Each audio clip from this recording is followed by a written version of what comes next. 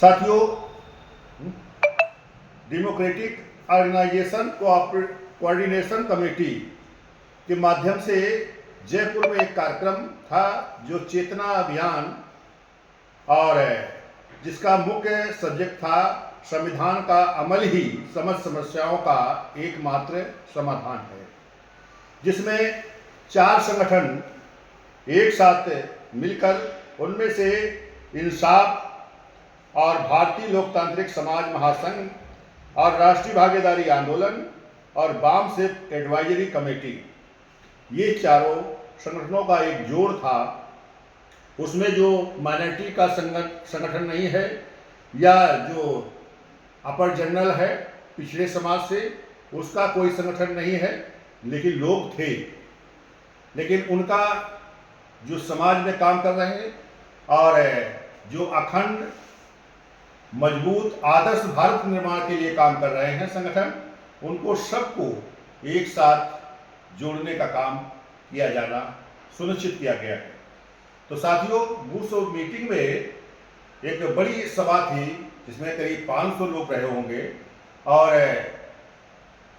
लगभग सभी विद्वान थे और जो एक अग्रणी भूमिका में रहकर कहीं न कहीं संगठन काम करते रहे, खास तौर से वामसेन में काम करते रहे हैं, इसी तरीके से और संगठनों में काम करते रहे हैं, तो वही लोग उसमें शामिल थे। और उसमें एक ये बातचीत हुई, चर्चा हुई, जिसमें ये निश्चित किया गया कि यह देश हम सब का है और हम सब मिलकर इस देश को चला रहे हैं, तो फिर ये भिन्नता क्यों रखी जा रही है, क्यों समाज की उपेक्षा हो रही है। भाई, जब प्रथम नेतृत्व ने जब संविधान बनाया तो उन्होंने संकल्प लिया था कि यह देश सबका है, सबकी भागीदारी सुनिश्चित करने का उनका संकल्प रहा, जिसमें उन्होंने राज्य स्तर पर उस समाज को पहले स्तर पर समाज के अवसर दिया। वो अवसर जो साथ में बैठ नहीं सकता था, जिसे लोग कीड़े मकोड़े की तरह व्यवहार करते थे, उस तरह समझते थे, जिसे एसटी के और एससी के इन लोगों समाज को उन्होंने भागीदारी के सिद्धांत से उन्होंने प्रतिनिधित्व का आधार दिया, जो आरक्षण का रूप लिया। और उस आरक्षण में सत्ता में जाने का भी था और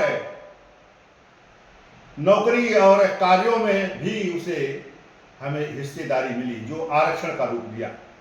और उस आरक्षण को लोग आज मुद्दा बनाकर उसे खत्म करने की स्थिति में है, क्योंकि वो इस देश में वो व्यवस्था बनाए रखना चाहते हैं जो एक समाज, विकृत समाज, जो उनको डिमोलिश किया था, जो उसे इंसान से कीड़े मकोड़ों की तरह जीने का अधिकार दिया था।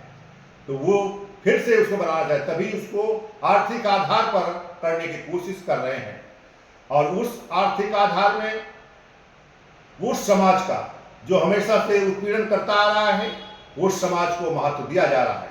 इनको जो अवसर देने की बात है, वो अवसर भी नहीं दे रहे हैं। पिछड़े समाज का बाद में मंडल कमीशन के रिपोर्ट के तहत 27% दिया गया, लेकिन 27% जो प्रतिनिधित्व जो इस देश के सत्ता में नहीं शामिल किया गया। हालांकि उस समाज के लोग अपनी भागीदारी चाहते हैं, लेकिन उसे अभी जो पिछले में 69,000 शिक्षक कर्मियों का जो भर्ती हुई, उसमें 6800 कर्मियों को अभी तक ज्वाइन नहीं कराया गया है, जो मेरिट में ऊपर है, और सामान्य के लोग मेरिट में कम होते हुए भी उनको आरक्षण मिला। ये स्थिति बनी है, वहां सुप्रीम कोर्ट में केस चल रहा है। तो इन सब चीजों को देखते हुए कि अवसरों को किस तरह रोका जा रहा है, तो संविधान का वो पालन नहीं कर रहे हैं। चूंकि सत्ता में विकृत सामाजिक व्यवस्था का बाहुल्यता है और वो विकृत सामाजिक व्यवस्था के लोग उन्हें अभी भी गुलाम रखना चाहते हैं। समाज के साथ उत्पीड़न हो रहा है, समाज के साथ भय पैदा किया जा रहा है, लेकिन उसकी समस्या का जो प्रतिनिधित्व होता है उस समाज से, वो उसको नहीं रखता है और नहीं रखने का साहस कर पाता है। तो ये स्थिति जो बनी है, तो ये देश का कोई व्यक्ति ठीक नहीं कर पा रहा है, कोई ऐसा ताकत नहीं पैदा हो पा रही है कि जो इस देश में बराबरी की स्थिति पैदा करे और यह देश अखंड मजबूत आदर्श भारत का निर्माण हो, ऐसी कोई मुहिम नहीं चला हो। तो साथियों, जो राष्ट्रीय भागीदारी आंदोलन है या ये और संगठन, ये सभी लोगों का ये इस देश में एक मन बन रहा है, एक चीज आई है कि यह देश जब सबका है तो सबकी हर स्तर पर भागीदारी सुनिश्चित की जाए। जो कंपटीशन से आते हैं, उसके बाद जो नहीं आते हैं, तो उनकी भी हर व्यक्ति की भागीदारी होना चाहिए, चाहे नौकरी हो, चाहे कल कारखाने हो, चाहे निर्माण की सारी संस्थाओं में भी उसकी भागीदारी हो, तभी काम में उसकी भागीदारी सुनिश्चित हो पाएगी। तो ये सारी चीज़ों को लेकर अभी माननीय रामदास अठावले जी का मंत्री का फोन आया और 10 तारीख को हमारी उनसे रात में मुलाकात हुई और इस विषय पर चर्चा हुई, क्योंकि बाबा साहब से जुड़कर ही काम, उनकी विचारधारा से जुड़कर काम कर रहे हैं। तो उन्होंने इस बात पर सहमति दी कि हम इस भागीदारी के साथ आगे चलूँगा और हम हर तरह से इसका सहयोग करूँगा, ये उन्होंने वादा किया है। और इस तरह से तमाम और संगठनों से मेरी दिल्ली में बातचीत हुई और 11 तारीख को, जिसमें उन संगठनों ने इसको स्वीकार किया है और आगे ये आएगा, ऐसी अपेक्षा की जाती है कि आगे कार्यक्रमों में जो माइनॉरिटीज के संगठन हैं वो भी शामिल होंगे, क्योंकि एक कल ही माननीय इस देश के गृह मंत्री जी ने एक बयान दिया है कि इस देश के धार्मिक आधार पर हम किसी को आरक्षण देने की सहमति न देता हूं, न मैं उनको दूंगा, न मैं किसी को देने दूंगा, ये उन्होंने बयान जारी किया है। तो इसमें जो मुस्लिम समाज है, जो उसमें पासमानदा है, एक बहुत बड़ी संख्या है, जिसके अंदर बहुत बड़ी चिंता छा गई। लेकिन ये बात सही है कि धार्मिक आधार पर आरक्षण ना भी है और ना आगे होगा, क्योंकि जहां जिस समाज के साथ भेदभाव था उस समाज को ये दिया गया। लेकिन आज इसको हमें सबकी अवसर मिले और सबकी भागीदारी हो, जो संविधान का कंसेप्ट है। इसके लिए मैं सभी से अपील करता हूं कि आओ सब लोग मिलकर भागीदारी सिद्धांत के साथ चलें, और भागीदारी की लड़ाई अगर लड़ेंगे आप, तो आपका समस्या का समाधान होगा।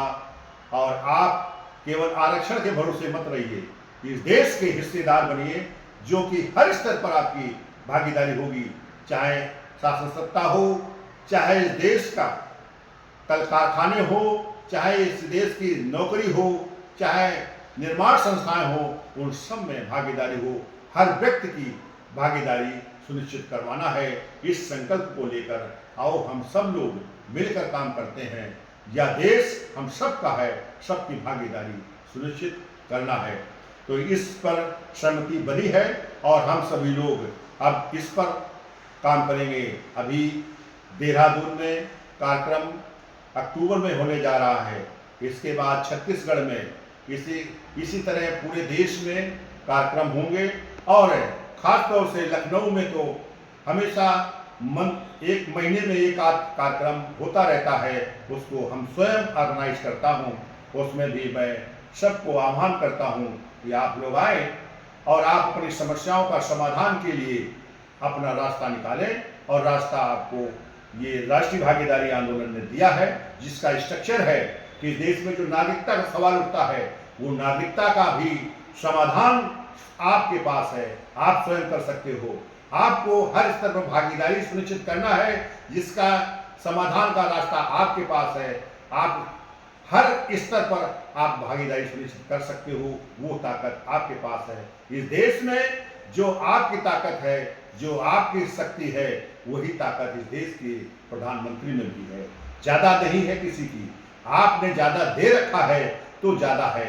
वो समय के लिए वो प्रतिनिधि होता है, राजा नहीं होता है। जो सबकी समस्याओं का समाधान न करे या उसकी दृष्टि न रखे तो वो समझ लीजिए इस देश का प्रधानमंत्री नहीं है।